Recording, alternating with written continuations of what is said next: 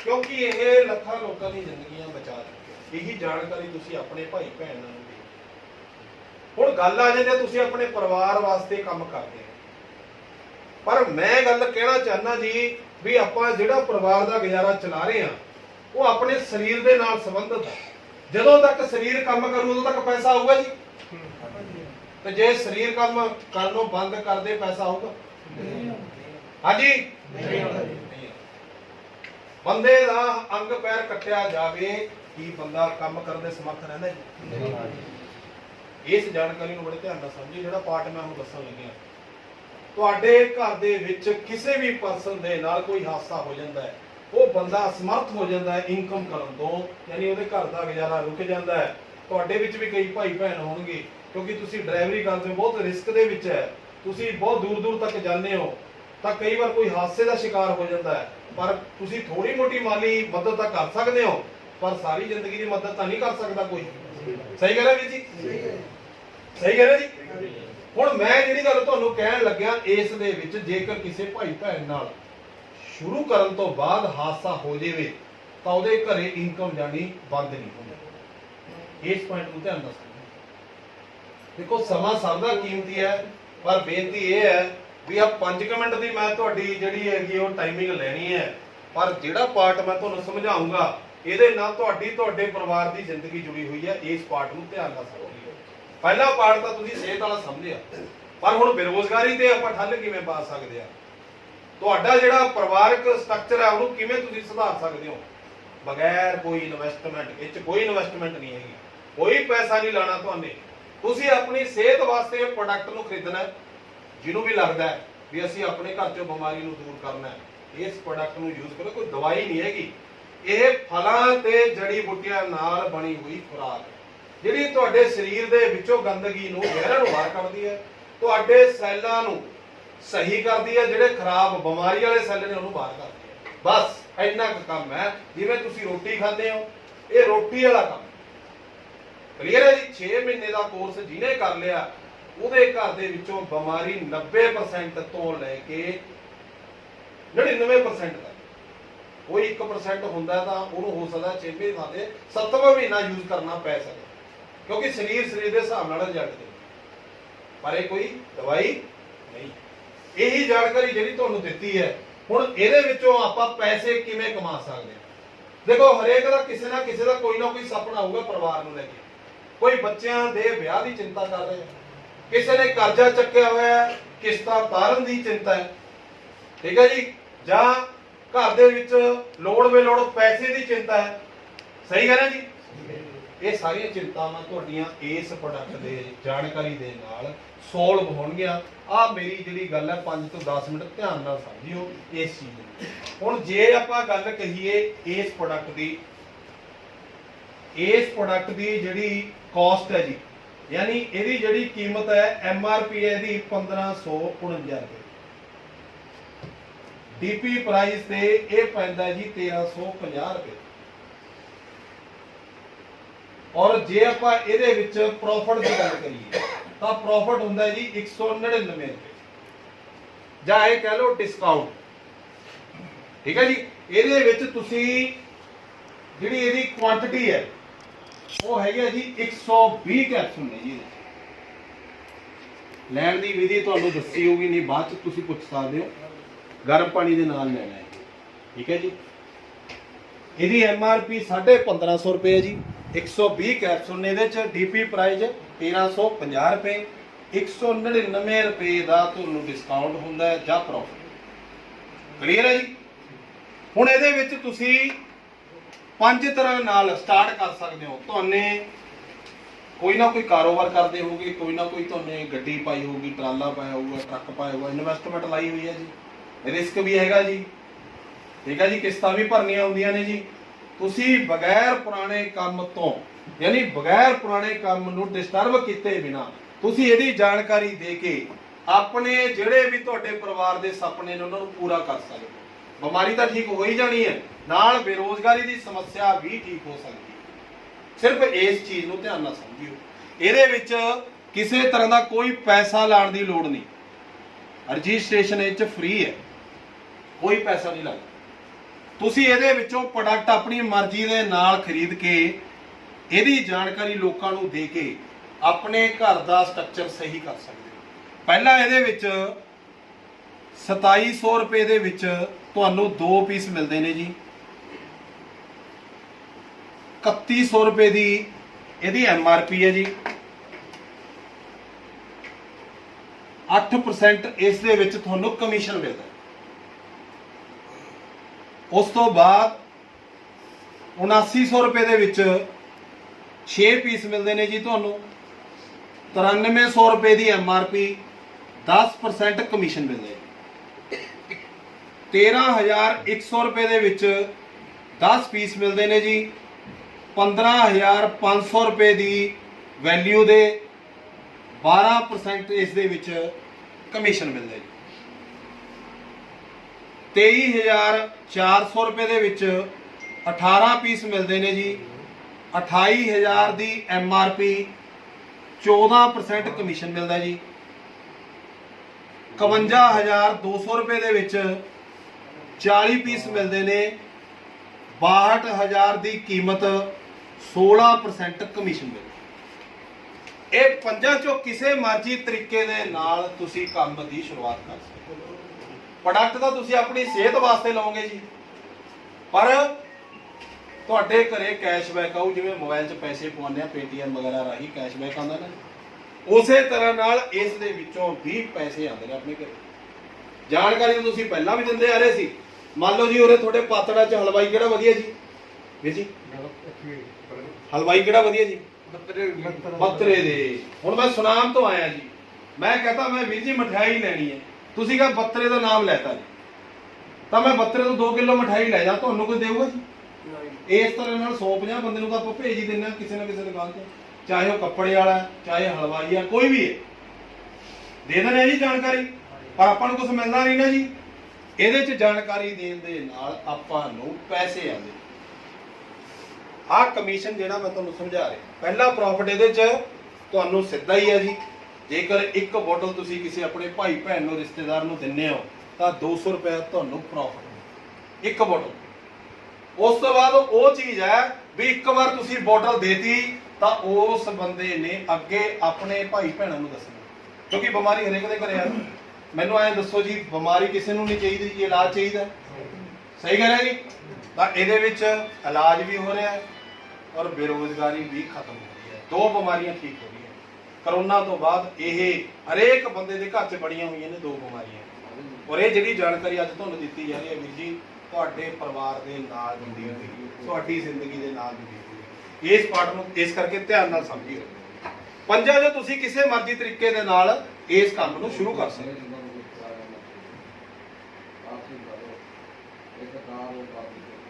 ਹੁਣ ਇਹਦੇ ਵਿੱਚ ਕਰਨਾ ਕੀ ਹੈ? ਤੁਸੀਂ ਅੱਜ ਜਾਣਕਾਰੀ ਲੈ ਰਹੇ ਹੋ,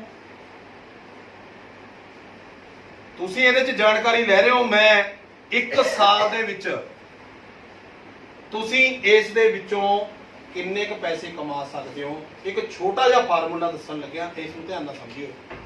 ਤੁਸੀਂ ਮੰਨ ਲਓ ਅੱਜ ਕੰਮ ਦੇਖ ਰਹੇ ਹੋ, ਜਾਣਕਾਰੀ ਲੈ ਰਹੇ ਹੋ, ਤੁਸੀਂ ਆਪਣੇ ਪਰਿਵਾਰ ਦੇ ਵਾਸਤੇ, ਆਪਣੀ ਸਿਹਤ ਵਾਸਤੇ ਜਿੰਨੀ ਇੱਛਾ ਉਨੇ ਕੁ ਪ੍ਰੋਡਕਟ ਤੁਸੀਂ ਇੱਥੋਂ ਲੈ ਸਕਦੇ ਹੋ।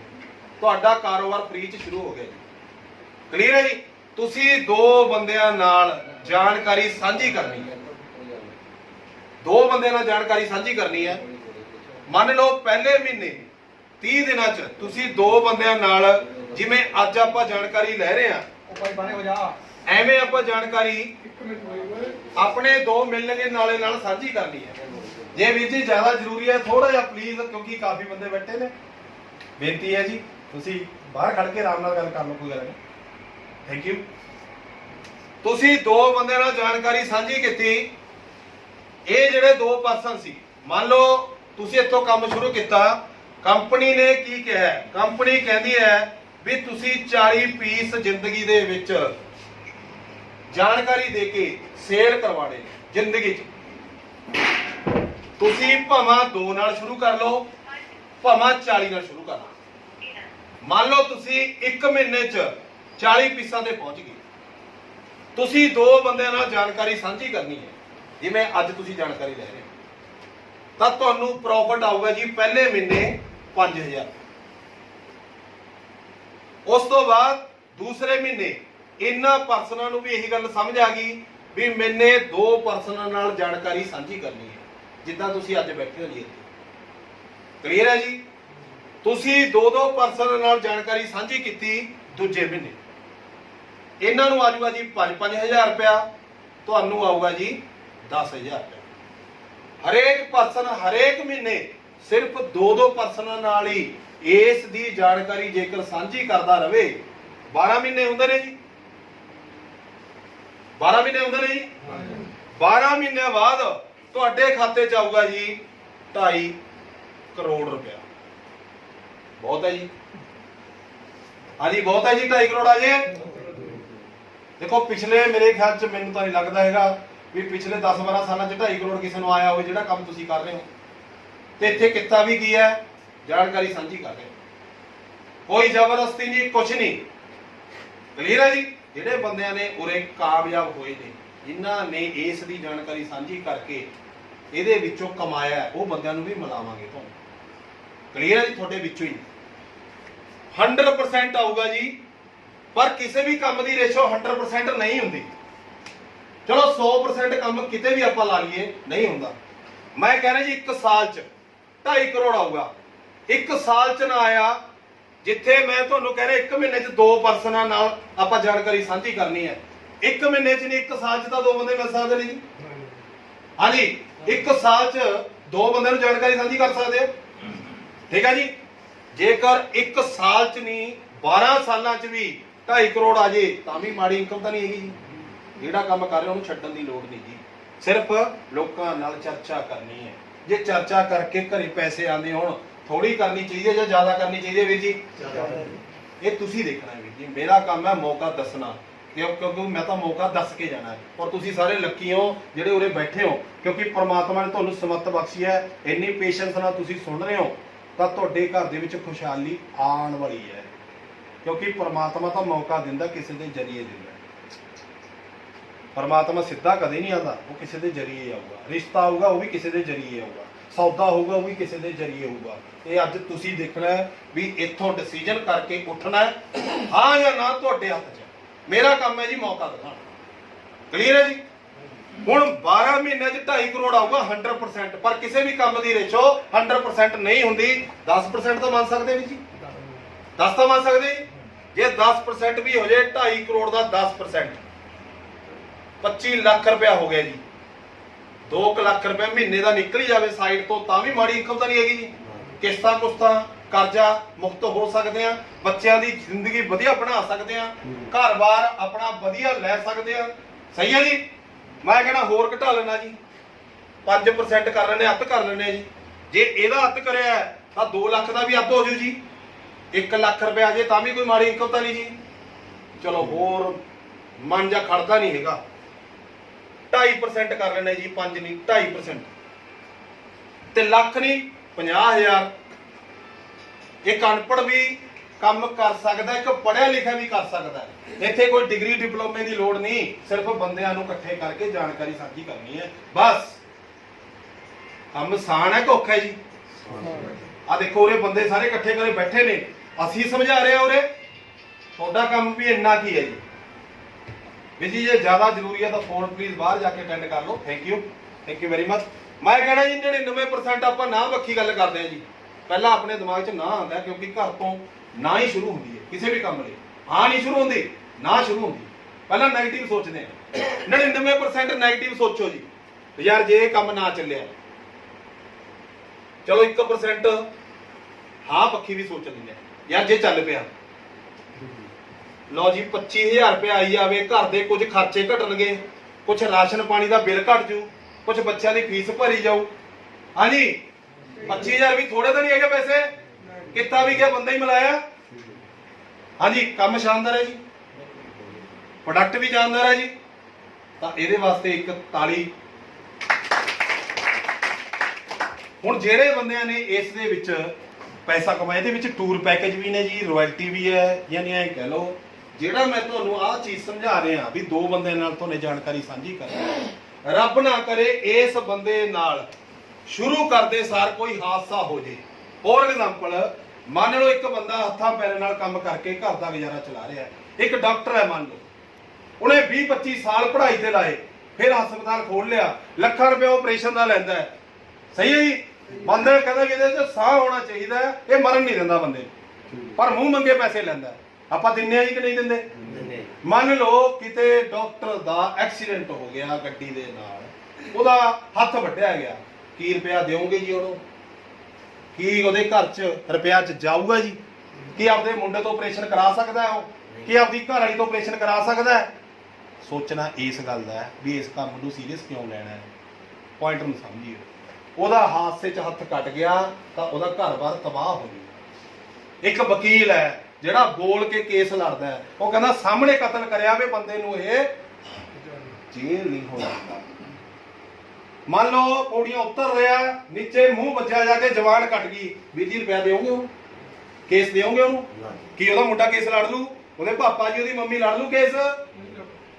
ਕੈਰੀਅਰ ਖਤਮ। ਤਾਂ ਵੀਰ ਜੀ ਇਸ ਤਰ੍ਹਾਂ ਦੇ ਬਹੁਤ ਬੰਦੇ ਨੇ ਜਿਹੜੇ ਸਰੀਰ ਨਾਲ ਕੰਮ ਕਰਦੇ, ਹੱਥਾਂ ਪੈਰਾਂ ਨਾਲ ਕੰਮ ਕਰਦੇ। ਰੱਬ ਨਾ ਕਰੇ ਕਿਸੇ ਨਾਲ ਹਾਦਸਾ ਹੋਵੇ, ਉਹਦੇ ਘਰ ਦਾ ਗੁਜ਼ਾਰਾ ਕਿਵੇਂ ਚੱਲੂ ਹੈ ਸੋਚਣਾ ਜ਼ਰੂਰੀ ਹੈ। ਮੈਂ ਕਹਿੰਦਾ ਇਹਨੂੰ ਸਾਈਡ ਤੇ ਰੱਖ ਦਿਓ ਜਿਹੜਾ ਕੰਮ ਮੈਂ ਤੁਹਾਨੂੰ ਜਾਣਕਾਰੀ ਦੇ ਰਿਹਾ, ਪਰ ਇਹ ਸੋਚਿਓ ਵੀ ਇਹ ਹਾਦਸਾ ਜੇ ਮੇਰੇ ਨਾਲ ਹੋ, ਜਿਹੜੇ ਮੈਂ ਡਾਕਟਰ ਦੀ ਜਾਂ ਵਕੀਲ ਦੀ ਗੱਲ ਕਰੀ ਉਹਦੀ ਥਾਂ ਤੇ ਆਪਣੇ ਆਪ ਨੂੰ ਰੱਖ ਕੇ ਦੇਖਿਓ ਵੀ ਜੇ ਮੈਂ ਇਹ ਕੰਮ ਨੂੰ ਨਾ ਕਰ ਦਿੰਦਾ ਤਾਂ ਮੇਰੀ ਜ਼ਿੰਦਗੀ ਰਿਸਕ 'ਚ ਹੈਗੀ ਹੈ। ਜੇ ਤਾਂ ਜਵਾਬ ਆਇਆ ਹਾਂ ਵੀ ਮੇਰੇ ਪਰਿਵਾਰ ਦਾ ਕੀ ਬਣੂਗਾ, ਫੇਰ ਸੋਚਿਓ ਵੀ ਇਸ ਕੰਮ ਨੂੰ ਹਾਂ ਕਰਨੀ ਹੈ ਜਾਂ ਨਾ ਕਰਨੀ। ਕਲੀਅਰ ਹੈ ਜੀ? ਕਿਉਂਕਿ ਨੁਕਸਾਨ ਕੋਈ ਨਹੀਂ। ਦੇਖੋ ਪ੍ਰੋਡਕਟ ਤਾਂ ਤੁਸੀਂ ਉਂ ਵੀ ਖਾਣਾ ਸਿਹਤ ਵਾਸਤੇ, ਔਰ ਕੋਈ ਮਹਿੰਗਾ ਨਹੀਂ ਹੈਗਾ। ਤੁਸੀਂ 2 ਲੈ ਲਓ ਭਾਵੇਂ 10 ਲੈ ਲਓ, ਠੀਕ ਹੈ ਜੀ, ਉਹ ਤੁਹਾਡੀ ਇੱਛਾ ਹੈ। ਤੁਸੀਂ ਆਪਣੇ ਭਾਈ ਭੈਣ ਨੂੰ ਵੀ ਠੀਕ ਕਰਨਾ ਚਾਹੋਗੇ ਤਾਂ ਤੁਸੀਂ ਜੇ ਇਕੱਠੇ ਲੈਣੇ ਹੋ, ਇੱਕ ਐ ਸਮਝ ਲਓ ਵੀ ਤੁਹਾਨੇ ਜ਼ਿੰਦਗੀ ਦੇ ਵਿੱਚ ਸਿਰਫ 40 ਸ਼ੀਸ਼ੀਆਂ ਸੇਲ ਕਰਵਾਉਣੀਆਂ ਨੇ। ਉਹ ਚਾਹੇ ਤੁਸੀਂ ਆਪਣੇ ਘਰੇ ਖਾ ਲਓ, ਕਿਉਂਕਿ ਇੱਕ ਬੰਦਾ 6 ਸ਼ੀਸ਼ੀਆਂ ਦਾ ਖਾਊਗਾ, ਇੱਕ ਸ਼ੀਸ਼ੀ 1 ਮਹੀਨਾ ਚੱਲੂਗੀ। ਤਾਂ ਜੇ ਘਰ 'ਚ 4 ਮੈਂਬਰ ਨੇ, 24 ਸ਼ੀਸ਼ੀਆਂ ਤਾਂ ਆਪਣੇ ਘਰੇ ਹੀ ਆਣਗੀਆਂ। ਸਮਝਿਓ ਇਸ ਗੱਲ ਨੂੰ। ਔਰ ਜੇ ਇਸ ਨੂੰ ਨਹੀਂ ਲੈਂਦੇ ਤਾਂ ਜਿਹੜੀਆਂ ਅੰਗਰੇਜ਼ੀ ਦਵਾਈਆਂ ਤੁਹਾਡੇ ਅੰਦਰ ਜਾ ਰਹੀਆਂ ਨੇ, ਉਹ ਵੀਰ ਜੀ ਤੁਸੀਂ ਦੇਖੋ ਵੀ ਉਹਦੇ ਨਾਲ ਤੁਹਾਨੂੰ ਫਾਇਦਾ ਹੋ ਰਿਹਾ ਕਿ ਨੁਕਸਾਨ ਹੋ ਰਿਹਾ। ਅਸੀਂ ਸਿਰਫ ਜਾਣਕਾਰੀ ਦੇਣ ਆਏ ਹਾਂ, ਜਾਣਕਾਰੀ ਦੇ ਕੇ ਚਲਾ ਜਾਣਾ। ਹੁਣ ਮੈਂ ਇਸ ਪਲੇਟਫਾਰਮ ਦੇ ਵਿੱਚੋਂ ਜਿਹੜੇ ਬੰਦਿਆਂ ਨੇ ਕੁਝ ਪੈਸੇ